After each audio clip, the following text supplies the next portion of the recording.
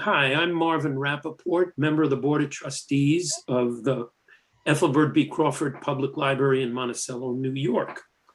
Monticello, as our listeners and viewers may know, is probably the heart of what we used to call the Borscht Belt. And what the library decided to do through the assistance of a program called StoryCorps, a federal program to capture the stories of various communities around the country, we decided to do oral histories with people who lived, worked, and played in the Catskills, or as we call it, the Borscht Belt.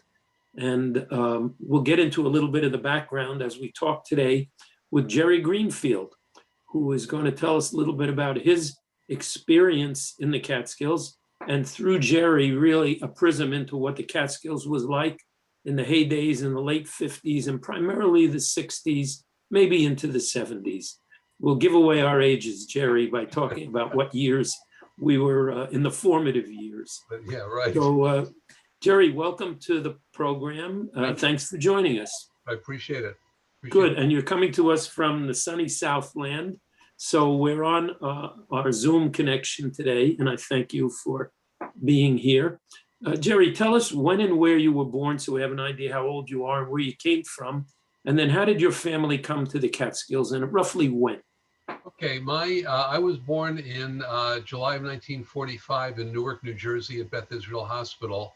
And we lived in New Jersey for until I was 8 years old. My parents had a diner called the R&R Diner for Rose and Ray, and it was down in the meatpacking district. They did breakfast and lunch. So I was pretty much a latchkey kid. When I woke up in the morning, they were all gone because they were in there serving breakfast, and let myself out of the house, walk to Hawthorne Avenue Elementary School and back. When I was 8 years old, we moved down to Miami because of my mother's health. And I basically grew up in North Miami Beach until I graduated high school and went off to college.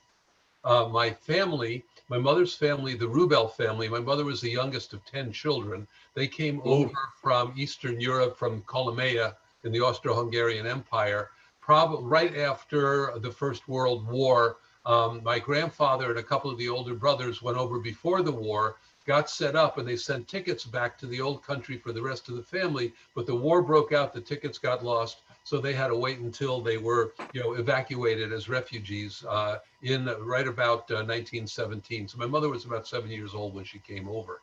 I am not exactly sure how my family, because they lived in New York, they lived in the Lower East Side. They had a very typical immigrant experience. My grandmother and grandfather had a push cart. They sold vegetables and fruit off the push cart. Very typical story. And somehow or other, about 1937 or 38, they bought a rooming house in Hurleyville, New York.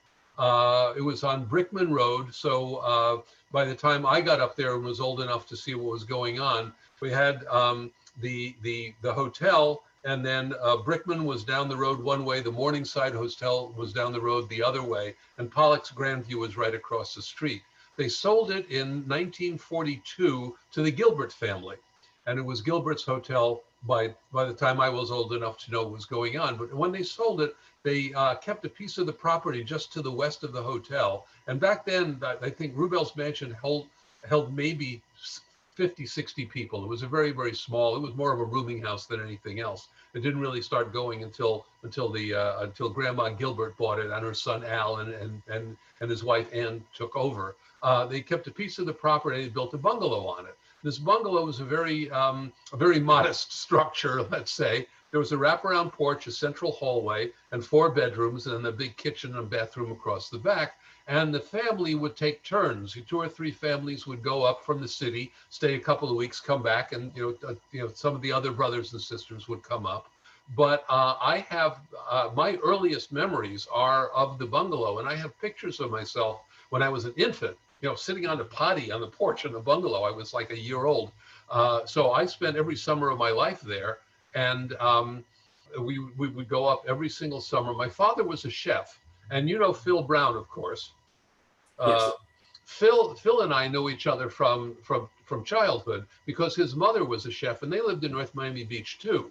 So he would go up to the hotel. His mother Sylvia was a chef. His father Bill would run the coffee shop in the hotel, and he would be a waiter.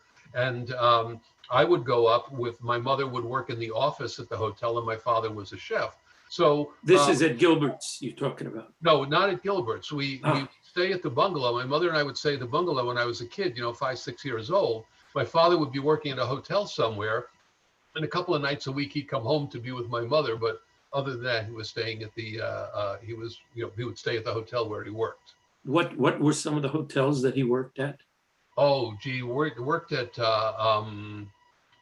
way back when, I don't remember. But when I was older, we all worked at the Spring Lake Hotel in Parksville. The Hurwitz family owned it. Mac and Jerry Hurwitz owned it. And it was, we worked at the Napanock Country Club on Briggs Highway in Ellenville. Interesting story. I have a friend down here in Florida who we've known for 25 years. It turned out that she's from there, and her father had a chicken farm on Briggs Highway right down the road from the Napanock Country Club. So we kind of all comes together. But I spent every summer. We should say for some of our listeners from far and wide, just because a hotel used the word country club doesn't mean it was a quote unquote country club with membership and exotic golf courses and all these amenities. It was a hotel, what we come to call a hotel. Most of them started as rooming houses and then grew, as yours did, into a full-fledged hotel where they served meals and provided entertainment, etc. Okay. Well, Thanks. the Napanock Country Club actually they did have a golf course, which was very unusual at the time. But back to the bungalow. So I stayed at the bungalow every summer until I was 15 years old and old enough to lie about my age and get a job as a busboy in the children's dining room. So I worked at Paul's in Swan Lake. I worked at the Carmel. I worked at the Spring Lake Hotel in Parksville for 3 years. I worked there from the time I was 15 until the summer of Woodstock, which I believe was the year after I got out of graduate school. So it was 1969. Yeah. So I worked from 1960 to 45, 55. Yeah, from 1960 to 69. I was up there for about 9 years. Did you go to Woodstock? A funny story about Woodstock. We're staying I was working at the Spring Lake Hotel in Parksville. We heard about this. Woodstock. There you go. There's my tickets. All right. Great. Yep. We heard about this thing that was going on, and we're all thinking, okay, well, we're not too far away from the venue. And what we'll do is we have a couple of hours between lunch and dinner. After we set up for lunch, we'll go over there, listen to a little music. We'll come back and dinner. After dinner, set up, and we'll go back and we'll spend the night. Sure. Well, that didn't exactly happen. And I will never forget how hard it rained. I mean, it was just unbelievable. And we're watching on TV all the stuff that was going on. We're saying, God, I wish we could get there. But there was obviously no way we were going to, go over there and come back and, in time to go back to work. So we were at the bungalow every single year, and all of my aunts and uncles would come up. My grandmother used to play rummy with Al Gilbert's mother on the front porch of our bungalow until she passed away. And we were very close friends with the Gilberts, and everybody in the family had hotel privileges. So we could go over and use the pool, we could go to the nightclub, we could go, it was just like we were hotel guests. So we had all the amenities of Gilbert's, and as they grew and added on to it, they put a big new dining room in and so forth. As they added on to it, we were always there. Ann and Al had 2 daughters. The older one was named Melody. I can't remember the name of the younger one, but Melody and I used to play together all the time when we were 7, 8, 9 years old. We'd go over there and play ping pong and go to the pool and so forth. So it was my very, very earliest memories were from this period of time. And my father. So let's use your experience to educate some of our listeners. Okay. What was it about you worked in the dining room, as did I, at the Delano. My grandparents owned the Delano down the road from Hurleyville, or as my grandfather used to call it, Oileyville. And they, what was any of the experiences that you had in the dining room that worth a good story or two? So it's, I mean, it's 3 meals a day, 7 days a week, no days off, no Plus meals the off, midnight buffet on plus the Saturday. midnight buffet on July 4th and Labor Day. We had one on both. So Mhm. you work straight. So it's a pretty tough grind. Was there anything in particular, any experience that you had in the dining room that's worth sharing? Well, a couple of In things. any one of those places? Yeah. First of all, I learned very early. Actually, I'm writing a book about my experiences now about the Borscht Belt. Right now, I'm calling it "He Lost It in the Catskills," and I think we all know what we lost in the Catskills. Um, and it's in manuscript form. It'll be published in a couple of months. But even though it's a novel and it's fiction, it's based upon my experiences. Number one, we you would reach, you're working from July 4th to Labor Day, as you say, 3 meals a day, 7 days a week, no time off. So in the afternoons after lunch, and you finish lunch, get set up for dinner, you would go back to the swamp, which is, whatever the bunkhouse was, where they kept all the waiters and busboys and camp counselors and so forth. And you would pass out for a couple of hours. The only problem was when you woke up, you felt it felt worse than you did when you went to sleep. And you reached a kind of a state of terminal fatigue. You got to a point where you got so tired you couldn't possibly get any more tired.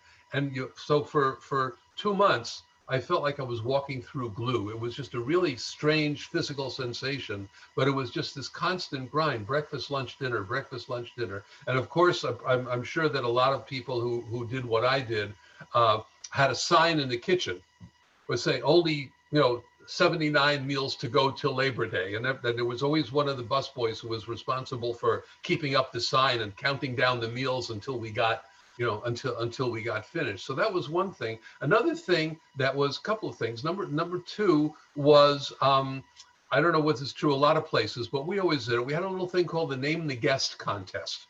Most of the guests that we served, and of course, as you know, these people would be up there for a week at a time, so you'd see them 3 times a day or 2 weeks or even the whole season. Remember the old song Hermendel's Kochelein? All week the girls, they romp and play, their wedding rings they hide until Saturday, when their hubby comes on the train, school's out. So we had a lot of people who were seasoned guests, and we would be with them for 4 or 8 weeks at a time, and we gave them nicknames. There was one woman, her name was I'll never forget, her name was Mrs. Bornstein, and she was probably around 430 years old. This woman was absolutely ancient, and of course we all called her Mrs. Borndead. So we all had, this is not nice, I know it's not charitable, but we always had little nicknames for a lot of the guests.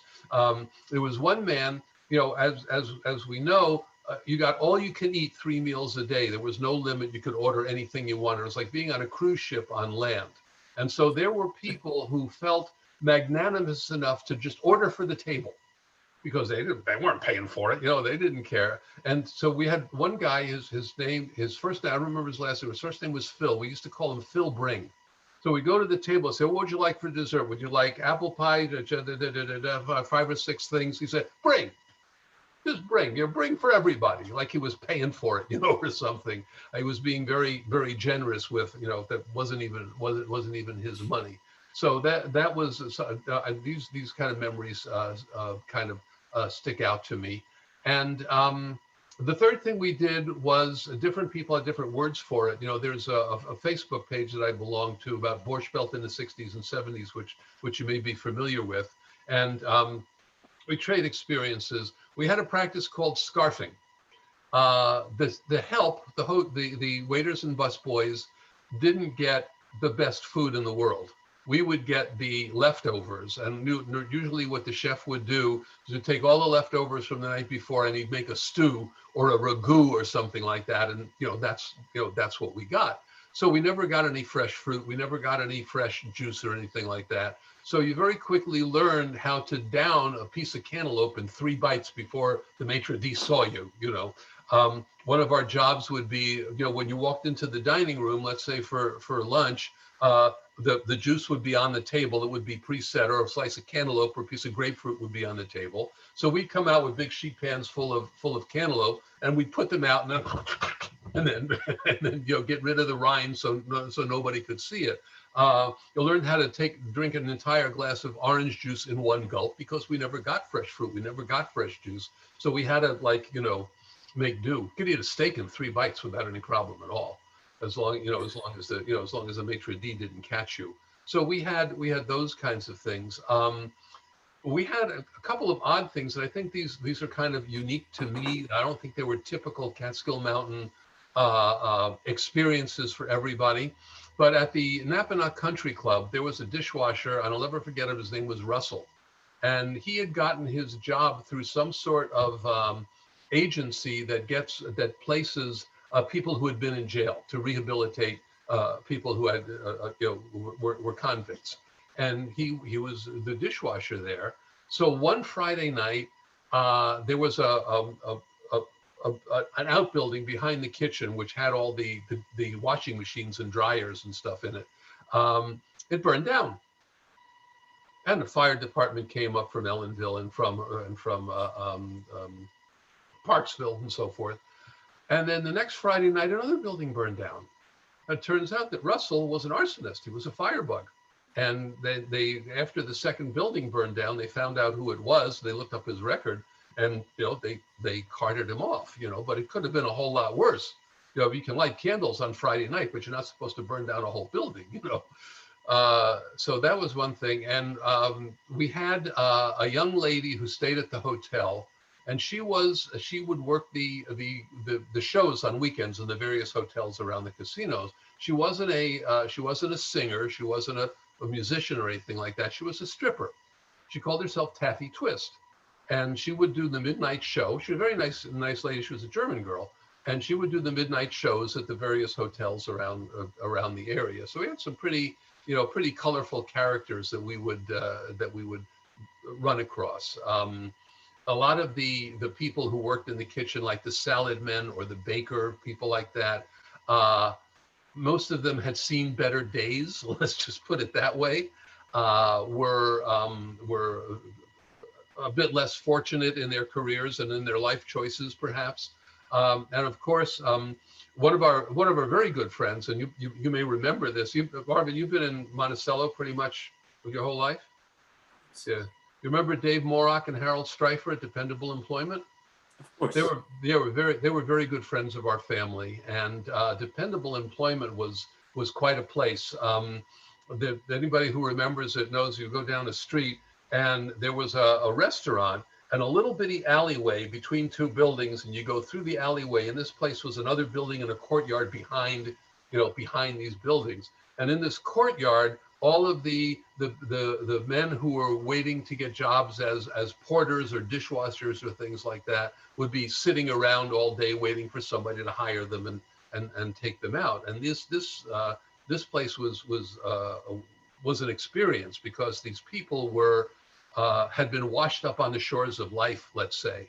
And many of them were alcohol addicts, and you always got a new set of them every 2 weeks, because they would go work, and you get paid every 2 weeks. And after they got paid, they would buy a bottle and disappear, and you have to go back to Harold and Dave and get another group of them to work for another 2 weeks. It was very strange kind of situation. But well, by definition, if the people had regular full-time jobs, they wouldn't be up in the mountains for 2 months in the summer, right. Mm-hmm. Unless they were totally seasonal employees. Some of the salad men, chefs, etc., and I've told this before, worked in Florida in the winter. My father did. The season there being from roughly December to March, prior to Passover, when we opened up here. So my granddad used to go down to Florida, and he used to actually hire his help in the winter for the summer, because he would negotiate with them over the counter at Wolfie's or Pumpernicks or one of the other restaurants in South Beach. And so they were very seasonal, but that doesn't mean they weren't very good at what they did. We had a number of chefs that were absolutely fabulous. It's not just paint a picture. You got, in my case, 300 plus people. They come in at exactly the same time, 3 times a day. The breakfast staggers a little bit. But Yes. for the most part, they come in 1 o'clock. It says the dining room is open. Bingo.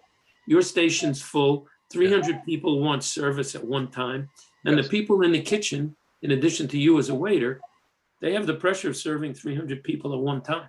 Mhm. And it gets to be crazy. They have short tempers, some of them. And inevitably, there are conflicts between the waiter who said, you know, what happened to my well done roast beef? And you gave it to Bob instead of to me. And so it was pretty crazy. But for the most part, we had a lot of very competent, they're professionals, you know, a baker, Yeah. a salad man, a first chef, a second chef, were Sure. all four primary people in the kitchen, not to mention the steward who bought all of the food and made sure that everything was available for 300, in my case, 300 people. Concord's case, 1,000 people. Mhm. Gilbert's probably was 400, is my guess. Yeah, that's about right. And you're absolutely right. My father was exactly in that exact situation. He had worked in restaurants. When we moved down to Florida, he worked in some of the restaurants and hotels on Collins Avenue on the beach. And then he became seasonal and he would work at the hotels, on Miami Beach in the winter. And then as soon as, late May, early June rolled around, we were on our way up to the Catskills and he would work all season up there. I worked at I have a story for you. I worked at the Irvington in South Fallsburg. Irving Charlo, Julie Charlo was the town clerk in South Fallsburg. I don't know if you remember that. But Irving had a painting company, and his job every year was to paint the raceway. That was his big contract. But they had the Irvington Hotel, and my father had a second cook that he would work with, and he would take with him to the mountains. The guy's name was Skip Cornish, a big, bluff, hearty Irishman. And they would work together at the hotels in Miami Beach, and then they would go away as a pair in the Catskills. And so one summer we were working at the Irvington Hotel. I think I worked there for 2 years. And Skip said one day, I've got a nephew. His name is Gene Cornish, and they live up in Rochester. And he's got a band. They play rock and roll, and they're on their way to New York City to cut a demo. And he went to Irving and said, if you let them stay here overnight, they'll play in the casino for free if you give them a hotel and a meal. And so Gene and his friends came and they stayed and they played in the hotel. And then after dinner, we all went out for roast pork and garlic bread sandwiches. And Herbie's. They went at Herbie's in Loch Sheldrake. At Herbie's in Loch Sheldrake, and so they went down to. They went down to New York. They were called Gene Cornish and the Satellites. They went down to New York. They cut a record. It was very successful. They changed their name to the Young Rascals, and the rest is history. Wow, yeah, that's So amazing. You mentioned a word that may not be known to some of our listeners, a casino. Well, by that term, we don't mean a gambling casino like we have now in Monticello after all these years. Mm-hmm. A casino for the smaller hotels was basically a meeting hall. Yes. And before we had nightclubs, quote unquote, with small tables and chairs, it was a big room and there was just chairs were put out based on what was shown that night. So if it was a talent evening or a singer or a comedian, there were rows of folding chairs. Mm-hmm. And if it was something else, they'd make a big circle and they'd have games of chance in the middle. So that's what we called a casino. Mm-hmm. And eventually, almost all the hotels switched to having, the ones that survived, switched to having nightclubs. The Delano went from a casino to having a nightclub that seated almost, 800 people.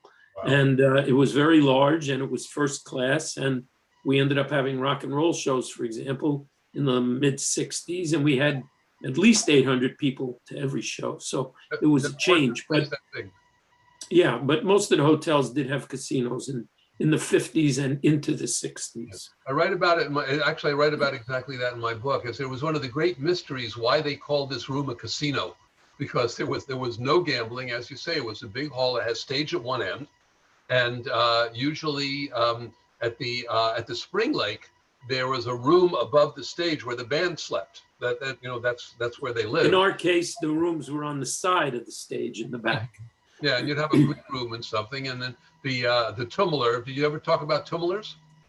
Yes, in fact, Mousy Lawrence was the tumbler at the Delano in 1956, and he stayed in one of the rooms behind the stage. Uh-huh. The Tumbler, on rainy days, it would have bingo games in the afternoon. For those who don't know, Tumbler is a social director. Social director. Somebody who interacts with the guests, makes noise, talks it up, keeps people lively. Freilich is the word they use, but lively atmosphere for the guests all day. Otherwise, they sit around and say, "You entertain me, do something for me."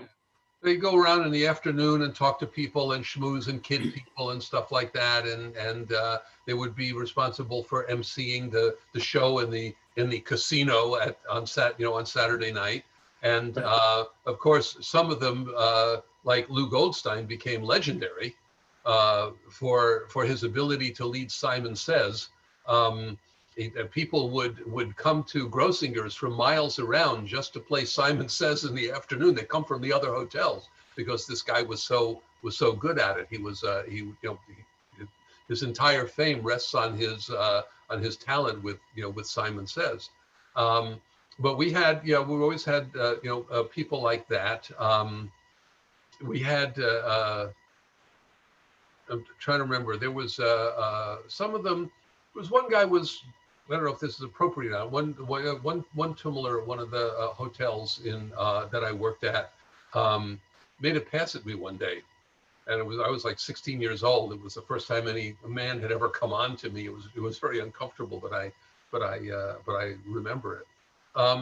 But we had when we worked at various hotels, as I said, Paul's, Spring Lake in Parksville, Napanoch Country Club, the Irvington, and so forth, the Carmel.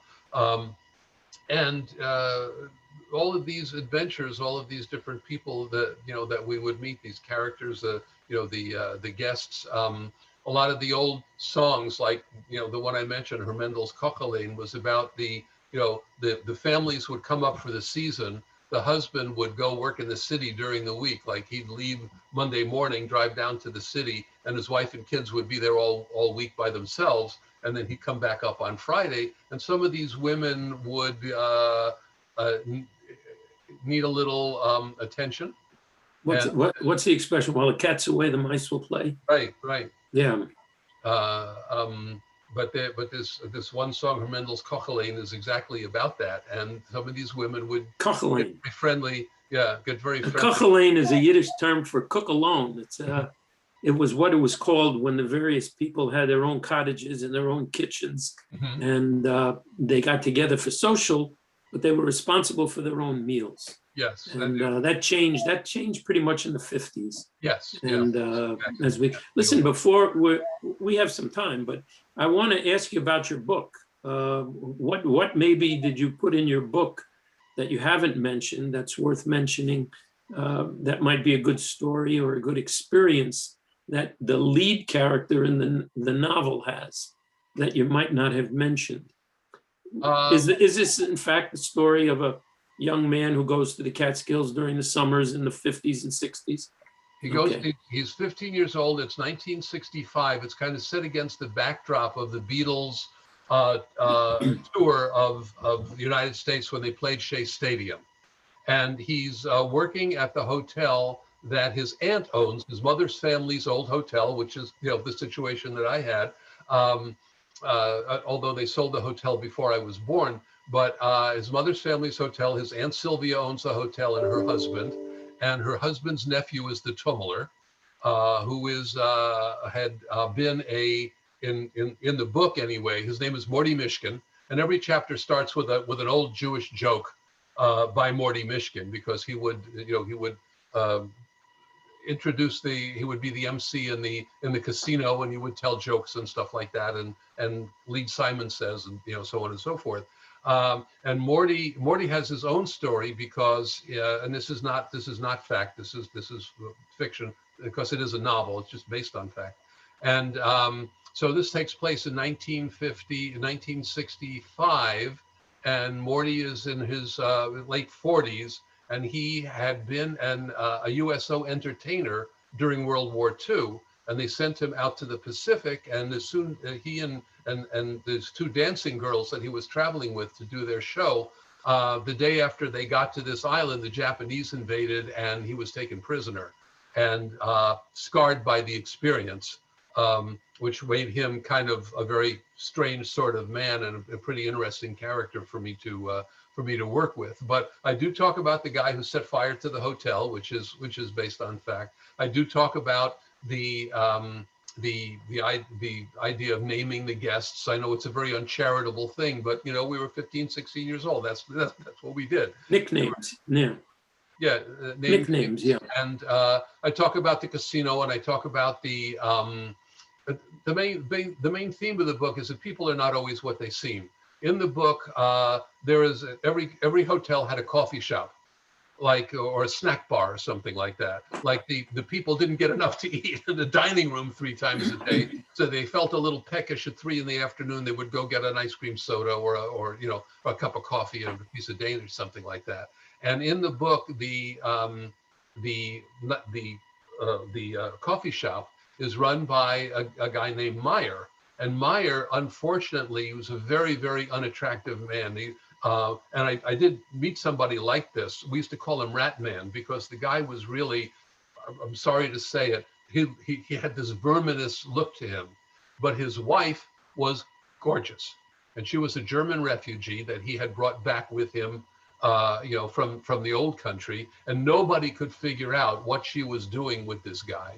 And he loved her and she loved him, and you learned a lesson by that things were not what people are not always who they seem, and you can't judge people like that. The other thing which you're touching on is that it was really a community. So as you said, some people came for 2 weeks, 4 weeks, 8 weeks. Mm-hmm. You had all the staff that were there for the whole summer, each having his or her own story as to how they got there. Right. It was a fairly close environment. And you saw the same people every day. You went to the shows together, you went to the pool together. Occasionally you went off premises, but rarely. And so all these little stories that you're alluding to and mentioning became part of that mosaic of what was the culture of that particular hotel or environment. They were very similar. You could drop down in one hotel and then parachute into another, and it wouldn't be radically different. That's true. But the personalities were different. So too with the owners. Most of them were European born, mm-hmm. Russians for the most part, Jews. Eastern European, yeah. Autocrats who learned to, I say, when my grandfather used to say, it needs salt, 350 people got more salt because he's the boss. And a lot of the hotel owners said, we do it my way. Mm-hmm. And so there was that culture as well. But what you're describing about how everybody interacted, and of course, to be honest, we maybe weren't as sensitive as we could have been about other people, and we came up with cute ideas, but it was a tough grind and you needed something to keep you going. So working in the hotels was one thing. Guests had a different experience. The guests loved it. They thought they were being treated royally. The food was great. Yes. You could order for the table. You could order all you want. That's not for now. That's for later, as Miles and Lawrence said. You take Danish up to the room, and people came back year after year. No matter what we did, no matter who was insulted, no matter whether they got what they ordered or they didn't, people came back year after year, and they wouldn't go. At least in our case, they wouldn't go to another hotel. Many of the people came back. They wouldn't hear about trying some other place. Well, they were friends with the owners. Yeah. Again, it became like family. Yeah, like Helen Kutcher, should mm-hmm. rest in peace, for 75 years was the matriarch. And people came to sit by the pool and talk to Helen, or at the dining room or whatever. And same for many of these hotels. It was like being invited to an extended family. Right. And the owner's wife would have a table in the dining room, and the people would, her cousins or relatives would sit there when they came up for the week or 2 weeks, or their family friends would stay up, there as well. One other, it just kind of went through my. We got about 5 minutes. We're going to wrap. Okay. A couple of other things that happened. I told you about the guy who set fire to the hotel, but things were different. I worked at very small hotels, and I worked at one or two larger hotels, which was, I'm not going to name which ones because it wasn't a good experience, but at the larger hotels, there was a very clear line between the staff and the guests. The Yes, staff did not go to the pool in the afternoon. The staff did correct. not mingle with the guests at the larger, more prestigious places. But at the kind of hotels that we're talking about, the family hotels, like Spring Lake that the Hurwitzes owned, or like Gilbert's that Ann and Al owned, or even some of the others. You would, in the afternoon when you got done with setting up after lunch, you put on your bathing suit and you could go out to the pool. And of course, there was always, I was 16, 17 years old. There were always 15, 16-year-old girls who were up there with their families, and there were summer romances and things like that, happened all the time. I had a wonderful relationship with a young lady from Monticello, who I think we talked about. If not, we'll talk about it later. She was just, we dated for like 2 or 3 years, long distance. When I met her, she came to Paul's Hotel because her aunts and uncles were staying there, and I met her there, and we became friends. We stayed friends for many years. So Pre-Facebook, pre-Facebook, pre-Zoom. You kept in touch long distance. You had to make a long distance call, which was another ordeal. What about? Let me tell you about? Go ahead. At our bungalow, we had a payphone in the kitchen.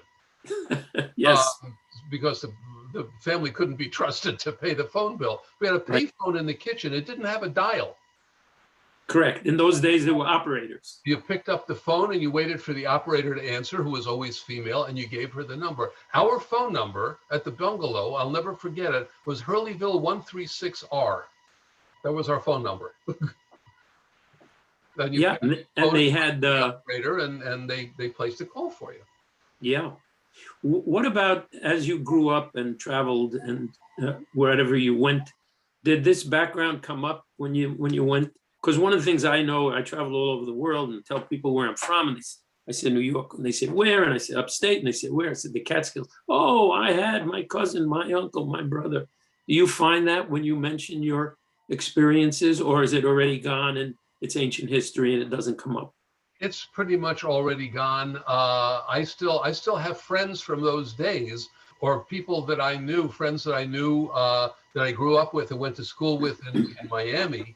And if I was going up to the Catskills, they were up to the Catskills too. My friend Ron Herbert, you remember Miami Beach? Back when, were you down there? There was a restaurant. Yeah, I lived there every year from until I was 10 years old. Okay. Every winter. All right. There was a restaurant called the Rascal House. Of course. Which was owned by Wolfie Cohn, who owned Wolfie's and Pumpernicks and all the other ones. Oh, yep. Ron's father was the manager of the Rascal House, and he and I got bar mitzvahed together. And when I went up to the Catskills, he went. He worked at the Morningside for 3 or 4 years. Phil Brown, who I remember from back then, and a couple of other people who I knew then and I still know today.